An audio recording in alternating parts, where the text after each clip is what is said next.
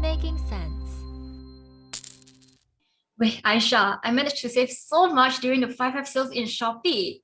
Hmm, I don't think that's true, Denise, because I saw on your Instagram, Haritu, you just bought some unnecessary stuff, right?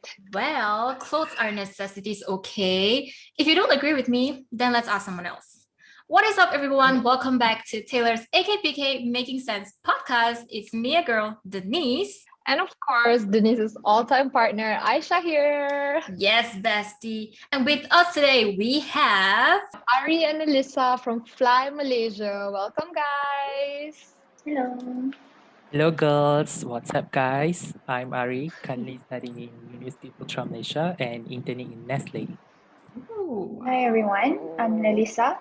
I'm a finance and economics graduate working as an auditor and part-time writer. Cool. So glad to have you guys on board with us today. So today's Making Sense, we will be debunking 4 financial myths for you guys, our beloved listeners.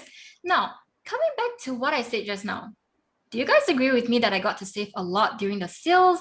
Well, other than Aisha. Wait, I just don't think that those big sales like the 5, 11 sales actually give you that great of a deal, okay? It's a psychological effect. Myth number 1, let's go. Online mega sales offer fantastic discounts. Ari, what are your thoughts on this? Okay, so who doesn't love sales? Have you guys heard about Khairul Aming Sambal Nyet Berapi? Oh my God, I wanted to get that for Raya next week, but it was sold out within seconds. Seriously, it's like trying to get concert tickets. Oh my God. Oh my God. Yeah, well, that's on fire in sales, yeah, even it's not in discount. So, according to the Shopee consumer behavior study by Shopee Data and Survey, in 2017, the respondents stated that most of them are preferred in the flash sales voucher availability, especially during the festival time and special dates, like just now Aisha mentioned, like 5, like 4, and then go Yeah. on. Mhm. So, yeah. I feel that both men and women, are all for the seasonal sales, right? Of course, definitely agree with that. Yeah, but in reality, the discounts no better than those offered during stock clearance sales. So, what does stock clearance sales mean? So, it can be form of clearing storage space, releasing supervision of material and equipment, and ending the technical support of certain product of the initial production. So I will say this is a big discount, particularly when you consider throughout year sales when you get unsold stock. So thus, I will say it a myth that brands indulge a fantastic discount during sales time. Denise, what did I tell you? It's impossible that Shopee can have like monthly sales. Like every month also got sales, so that's just something impossible. Okay. Yeah, but to add on the point, it's difficult to determine the validity of the discount for a sale. So, Mhm. sellers also inflate the original price in order to make the discount seem greater than it. So, for instance, right, like everyone having phone and we want the phone case, right? Of course, we Mhm. buy in online because it's cheap. Mm, So, True. example, if the phone case is 15 ringgit, but in online sales is 30 ringgit with 50% discount. So obviously, like consumers will like, oh wow, it's 50% discount. So cheap. yes. Yeah, but the reality is the sellers the only one know the initial price, which is the 15 ringgit. It's the same. Mm, So Mhm. in short, these practices only for home brands and exclusive items such as the electronics, gadgets, and beauty Mm. brands. So, but in when it comes to bigger brands, right, the buyer can compare Mhm. the price across the multiple channels. So yeah. Mm. So it's like basically like a big scam because like the sellers will like increase the price, then they put like yeah. 50% off. But that's actually what I do lah. Sometimes after I buy something, I would find other stores selling it for like cheaper price also. Yeah, I know, right? And it's like using the happy hour thingy to like boost sales, so like people will be interested. So, well, how about stock markets, Nelisa? Some people say that university students shouldn't invest. What do you think? Well, my personal opinion is that when university students, they often think that investing requires extensive knowledge, that we need to learn about stocks, market trends, technical analysis, all the boring stuff. So they usually Yeah. immediately cut off the idea of investing, thinking that, oh, I need a lot of capital, a huge amount of capital. Or they think they need an extensive knowledge. I don't know a thing about investment, and it's too costly to hire a personal finance advisor. But actually, in today's technology, Yeah. investing is simplified more than ever. It takes little to no effort. Like, it's so convenient, you don't even need to use your laptop, just a smartphone. Oh. And it's sometimes, depending on the financial instrument that you choose, it's even cheaper than your Starbucks fix. You can go as low as 10 ringgit, depending on the financial instrument that you choose.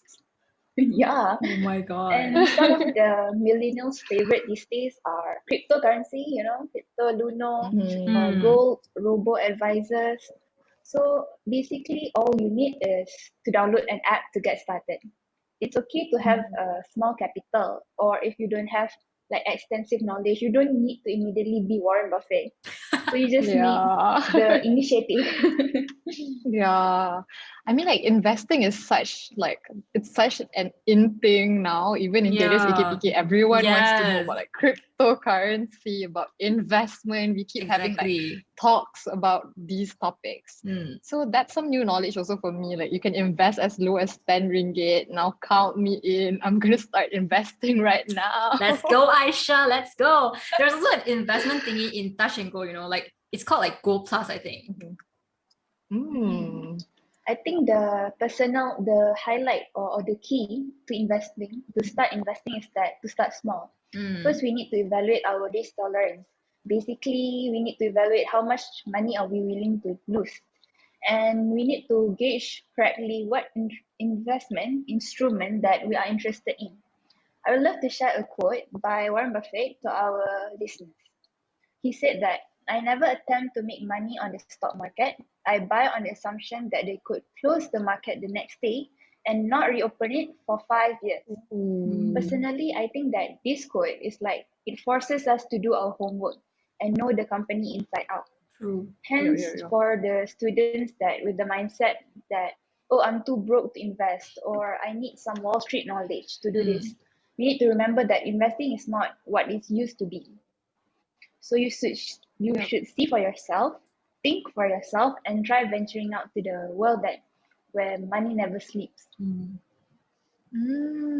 That's so like motivating and moving. Like, although I want to start investing now that I've heard what you said, I think I would prefer to like gain more knowledge, learn more about investing before like actually putting my money into like a market or like something. So I'll probably wait until I'm more stable. I mean, like we're still young. Yeah. So like it's okay. And there's also a saying that buying a house is better than renting. Is it true though? Because I feel like it's just like a person's pride to, I have a landed property. Yes. Yeah, well, in life, everyone needs a roof over their heads. So, like usually millennials, right? The youths after graduating, the first thought like buying home, buying car, and the list goes on. So I would say although staying with family may be the affordable solution, but at some point, we will need to get to our own place. So basically, renting has much lower upfront cost than buying, in my opinion, I will say, because to decide whether to buy or rent, you need to check your enough saved up for the initial cost. So what are the initial cost and the upfront cost? So upfront cost like minimum 10% of down payment, sales and purchase agreement, legal fees, stamp duty, validation fees, and the list goes on. Oh, that's like so many things to pay for. My God. Yeah, I also just knew that. I guess like I'll just stay with my parents for the time being until I Food. get married or something. Yeah, I think me too. Stay with my parents. But apart from that, we need to, if buying a house, right, we need to pay monthly repayment for housing loan. So if you have enough saved up for upfront costs and monthly repayment, you will able to buy a house. But it's just the beginning part.